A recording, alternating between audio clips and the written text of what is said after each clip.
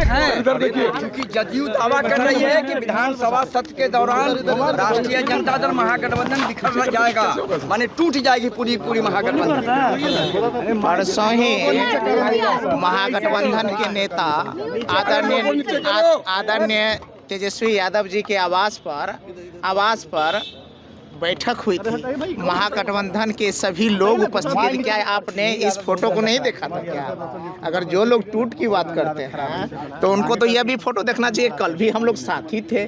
तो भैया रोज रोज ये प्रोपेगेंडा चलाया जाता है ताकि लोगों को कंफ्यूज किया जा सकता है, असली मुद्दे से डाइवर्ट किया जा सके।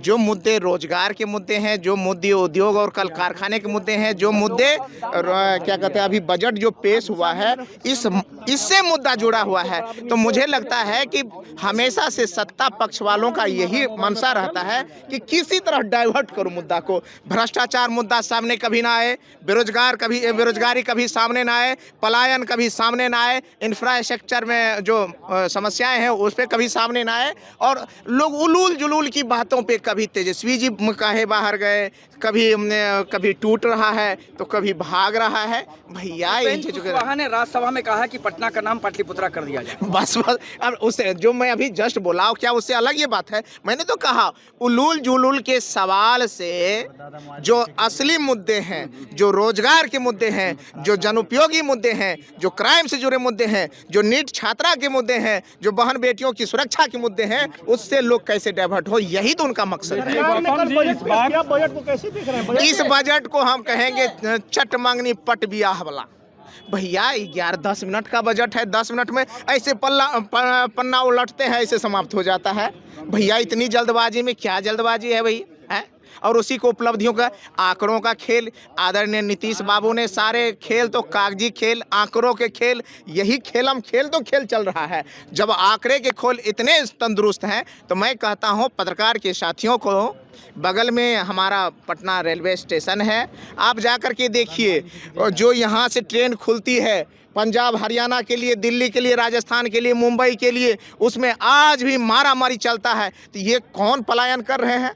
जब यहाँ कल कारखाने हैं, उद्योग हैं, प्रति व्यक्ति आय बढ़ रहा है, तो फिर पलायन करने वाले लोग कौन हैं? इसका जवाब मुझे चाहिए। विधायक जी कल जो है जिस तरह से एसएसपी उठ करके भागे थे नीट छात्रा के सवाल पर प्रेस कॉन्फ्रेंस कर रहे थे, कौन भागे थे? एसएसपी उठ कर चले गए थे मीडिया। बिल्कुल। अरे भैया ये तो कहते हैं कि सब चोर मसोरे। भाई बिहार में सारे भ्रष्टाचारी मिले हुए हैं, सभी पुलिस पदाधिकारी मिले हुए हैं। अगर ऐसी बात नहीं होती तो बहन गायत्री की जो शहादत हुई है, नृशंस हत्या की गई है, बलात्कार किया गया है, और एसआईटी फैसाइटी तो मैंने कहा ही था पहले कि एसआईटी फैसाइटी पे मुझे विश्वास नहीं है। आप लोगों ने सबने देखा होगा। और पिछले 19 तारीख को ही जब बहन गायत्री के घर हम जहानाबाद गए थे तो वहीं मैंने कहा था मुझे इस एसआईटी फैसाइटी पे कोई भरोसा नहीं है, क्योंकि ये सब लिपापोती काम करेगा। जब लिपापोती हो गया तब आप सीबीआई को दिया है। और मैं भी कहता हूं सीबीआई कौन है?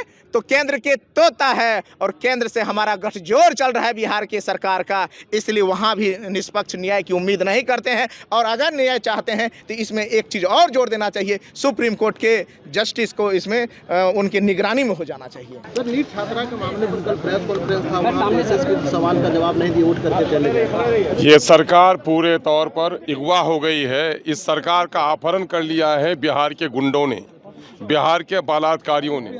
यहाँ पर न महिला सुरक्षित है, न व्यवसायी सुरक्षित है, न अल्पसंख्यक समुदाय के लोग सुरक्षित हैं। नीट के छात्रा के साथ जो हुआ है दिन दहाड़े, उसकी सारी सच्चाई आपके सामने में आ गई है कि अब बेटी पढ़ाओ बेटी बचाओ का नारा कहाँ गुम होकर रह गया है। दूसरी तरफ हैना नाम की एक 6 बच्चे की माँ के साथ उसको उठाकर बलात्कार किया जाता है सामूहिक, और उसको गेहूँ के भूसा में छुपा कर रखा जाता है। और वो आपने देख लिया, कपड़ा के व्यवसायी अतहर हुसैन की मॉब लिंचिंग लोगों ने कर दी, झूठा आरोप लगाया, और पुलिस की नाअहली की वजह से उसकी मौत हो गई, उसका मर्डर हो गया है। अब कयूम नाम से भिरवा स्थान का एक आदमी को मार डाला इन्हीं लोगों ने। आप देखेंगे कि शहजादे नाम के एक व्यवसायी हैं कपड़ा के, यहाँ पर बेगूसराय के, और उनको 2023 में धमकाया, और उसका मामला ये हुआ कि 2023 में उसने केस किया, जालिम उसमें रहा, जेल में रहा और 2025 में उसको मार डाला गया और सरकार कुछ भी नहीं कर पा रही है। नुरशेद नाम के एक मुस्लिम युवक को सिर्फ भाषा के नाम पर मार डाला गया। तो आखिर क्या हो रहा है कि क्या अक़लियतों को जिंदा रहने का हक नहीं है इस राज्य में? क्या महिलाओं की इज्जत आबरू ठिकाने में नहीं रहेगी? और एक युवक सूरज बिहारी नाम से, जो गुलाब बाग का मक्का का बड़ा व्यवसायी है, उसको दिन दहाड़े गोली मारी जाती है। तो लॉ एंड ऑर्डर नाम की क्या चीज़ बाकी रह गई है यहाँ पर?